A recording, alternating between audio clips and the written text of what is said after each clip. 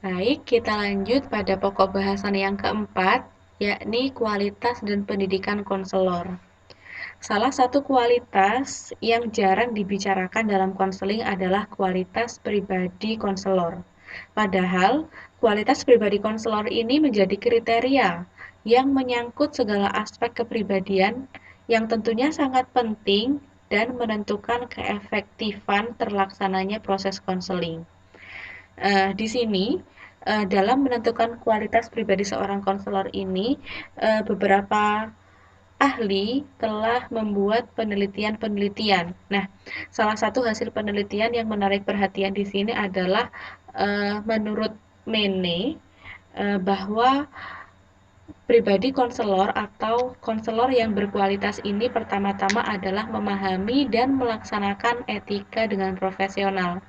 Yang kedua, kesadaran diri terkait kompetensi, nilai dan sikap, dan yang ketiga adalah memiliki karakteristik diri atau keunikan diri. Selanjutnya, pendapat lain dari beberapa praktisi, ini kualitas pribadi seorang konselor atau konselor yang berkualitas ini memiliki kemampuan merasa atau peka. Yang kedua, menunjukkan penghargaan yang tentunya penghargaan positif. Yang ketiga, menciptakan suasana, yakni suasana hangat yang bisa dirasakan oleh klien dan orang-orang di sekitar klien. Yang keempat adalah menerima klien, yakni menerima klien dengan terbuka, tidak membeda-bedakan, dan menerima klien secara kafah atau seutuhnya. Yang kelima adalah memberi rasa aman. Konselor sebaiknya menjadi tempat pulang bagi kliennya. Jadi saat klien merasa nyaman dengan konselor, maka tanpa kita minta pun seorang klien akan pulang dan merasa aman dan mencari keamanan dengan menemui konselor. Untuk yang keenam adalah berempati. Jadi penting bagi seorang konselor untuk memiliki rasa empati, terutama pada keluarga dari klien yang sedang kita tangani. Dan yang ketiga ini ada survei tentang peran humor. Jadi salah satu yang mempengaruhi kualitas pribadi konselor ini adalah humor. Jadi humor dalam kualitas pribadi konselor ini penting dan perlu ada karena dengan humor ini eh, yang pertama dapat menutup permusuhan, jadi dapat mengurangi pertikaian. Yang ketiga dapat merangsang gairah atau membangunkan barangkali klien kita yang sedang malas atau sedang enggan dalam melaksanakan proses konseling, dapat kita bangunkan dengan humor. Dan yang ketiga adalah menurunkan rasa cemas. Selanjutnya ada latihan calon konselor. Tentunya dalam keberlangsungan proses konselor yang baik, tentu seorang konselor ini harus menjalani sejumlah latihan-latihan yang tidak mudah, yang tentunya rumit. Ada beberapa latihan khusus yang sengaja dibentuk untuk membentuk kepribadian konselor, yakni melatih sifat-sifat konselor yang dibutuhkan klien agar dalam hubungan konseling ini terjadi dengan efektif dan dapat mencapai tujuan dari konseling tersebut. Untuk latihan khusus yang pertama, ini adalah latihan empati. Latihan empati ini juga memiliki sejumlah bentuk, diantaranya adalah mengosongkan pikiran. Mengosongkan pikiran ini penting. Dan yang kedua adalah bermain peran. Yang ketiga, latihan kesadaran. Yang keempat, mengecek pendengaran. Yang kelima, latihan keterbukaan. Yang keenam, sudah tidak ada. Dan selanjutnya, untuk latihan khusus yang kedua adalah latihan kehangatan. Jadi latihan kehangatan ini merupakan suatu kedekatan psikologi antar pribadi yang ditandai oleh sejumlah perilaku, yakni perasaan bersahabat dan penuh perhatian, serta baik budi, ramah, mudah senyum, dan kontak mata, serta melakukan penerimaan tanpa syarat, sehingga seorang klien ini merasa hangat saat di dekat konselor. Dan yang ketiga adalah penghargaan positif atau respect. Penghargaan ini merupakan bentuk dari konselor menghargai apa saja yang bernilai pada diri seorang klien.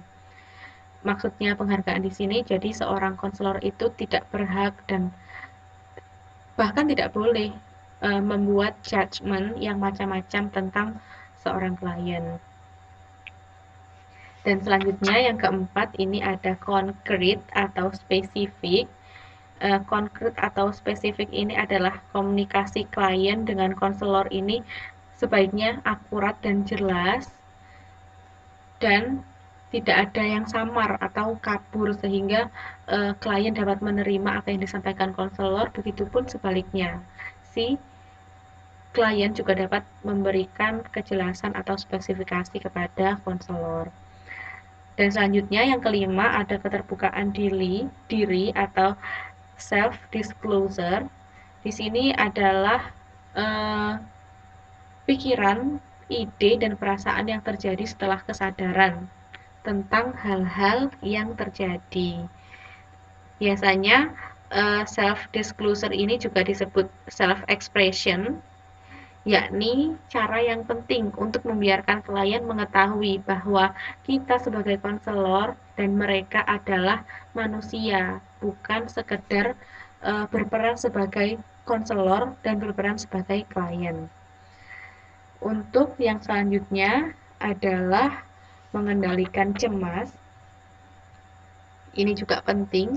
Jadi seorang konselor ini baik dan perlu sekali dalam mengendalikan kecemasan yang sebenarnya selalu ada dalam diri setiap orang. Namun dalam melaksanakan proses konseling dan berhadapan dengan klien akan sangat lebih baik jika konselor dapat menekan kecemasan yang ada di dalam batinnya.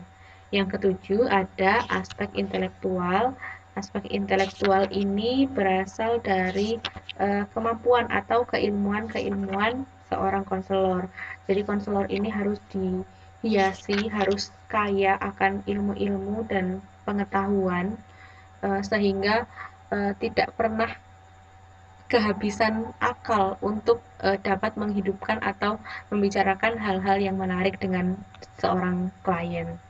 Dan yang kedelapan adalah pola komunikasi.